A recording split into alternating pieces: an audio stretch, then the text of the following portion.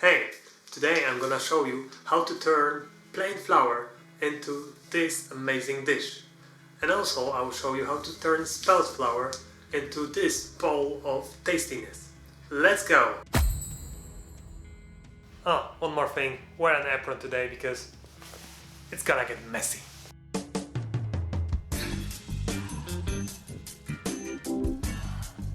We have to start by making the dough, combining 1 kilo of flour with 550 milliliters of cold water. It has to be cold. This part is simple, just like making any dough.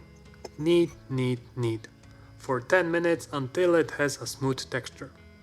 Pop it into a bowl, cover it with water and stick it in the fridge for at least 1 hour. I will repeat the same procedure with the second flour. Knead, knead, knead. The spelt flour made a bit more smoother dough ball. It also seems to stick a bit more and also goes to the fridge for 1 hour. 1 hour later. Round 1. Fight! Now the big bomb is going to explode in our kitchen. Take out the seitan from the fridge and start washing it in the sink. It's gonna get messy, so brace yourself. So what we do here is we are stripping the dough of all its dignity. I mean starch. We are using cold water to wash it all out, and it will definitely hurt your fingers.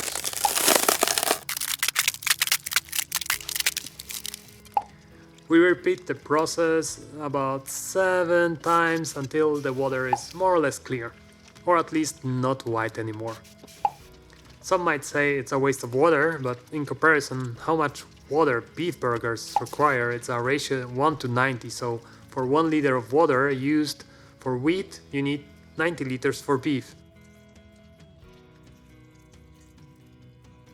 Round 2. And we're gonna repeat the whole process again with the spelt dough. You can already see a difference here. The wheat dough was breaking up a bit more and slipping through my fingers, but the spelt dough is sticking together much better and it's easier to keep it in one piece. But it's still a messy business like you see.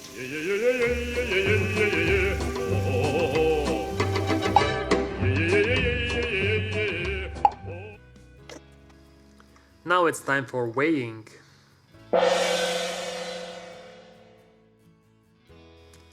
Wheat dough 310 grams, not bad, but let's see the competitor. Spelt dough, an amazing 480 grams, that's 170 grams more than the other. We have a winner, but we are not finished yet, time to cook them.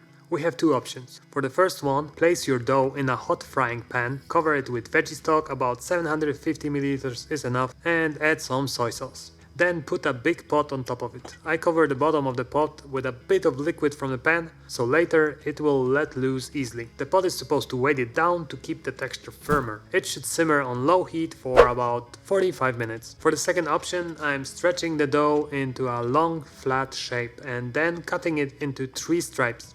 Now I'm going to braid it like this. How is this done? Okay, let's go back. Actually, I don't know how to do this since I don't have any hair. This is the first downside of not having hair I have ever had in my life. Okay, searching how to make braids. Okay, got it. Back to the board and let's continue. This seems to look much better now. Okay, after braiding, I'm also making knots, so the long strings of gluten lines are twisted into each other. This will give it a more meat-like texture. We will put this beautiful work of art into a pot of boiling veggie broth and also add some soy sauce. We will cook it for 45 minutes again on low heat. It shouldn't boil, just simmer. 1 hour later. Time is up. Let's check up on our Seitan babies. Oh, they've grown so much since last time we saw them. They are slippery little beasts, so hold them tight. Let's take them out of their jacuzzis.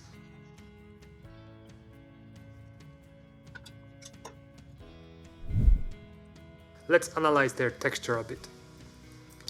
The one with the knots and braids have grown larger, so it's softer, but the gluten strings are stronger and are a bit harder to break by just pulling. The one pressed with the pot is a bit more compressed and has a slightly different texture. It's not so elastic and it breaks easier when pulled. For now they don't have a lot of taste. We still have to marinate them to fill them with flavor. Here are some ideas. For the first one I like to use a mixture of soy sauce, liquid smoke, olive oil, apple cider vinegar, garlic powder, chili flakes, black pepper and maple syrup. This is going to be the marinade for our steaks, which will give them a smoky taste. We will put it in the container. I will fill the empty space with some chunks of the other seitan and we need to shake it. Shaky, shaky, shaky. For the other seitan I will try to give it a more Asian flavor by using miso paste, soy sauce, sesame oil, ginger powder, agave syrup, and instead of cutting it I will rip it apart with my fingers. This way it looks more like chicken strips and it will also make them absorb the marinade better. Both are going to the fridge for at least few hours to soak up lots of flavors. For me they will stay in the fridge overnight, but the longer the better. 2,000 years later. The next day. And now some examples of how I prepare it. The Asian chicken strips need to be fried in a bit of oil to get them a little brown and crispy. It will take from 5 to 10 minutes depending how crispy and dark you want them. They are perfect to go on top of a bowl that I prepared. This one has brown rice, edamame beans, avocado, raw carrots, cabbage and some spinach. The seitan is an amazing addition to it. Obviously it doesn't actually taste like meat, but it tastes really darn good. And that's what matters, right? I also put some tahini sauce on top if you're into that sort of stuff, which you should be because it makes it even more delicious. For the steaks, again, I fried them in oil to make them crispy and brown on both sides. They will also need from 5 to 10 minutes on each side depending how you like it. I use these steaks in a more traditional meal with mashed potatoes and green beans, and I also added some nice thick gravy on top. It was very tasty and filling. My final verdict is that the steak seitan made on the pan is chewy and more solid, like a steak. And of course, this is also because it was pressed down by the big pot. The one made in a pot that had the nuts is softer, fluffier and chicken-like. This one is for me the preferred one, but that's just me.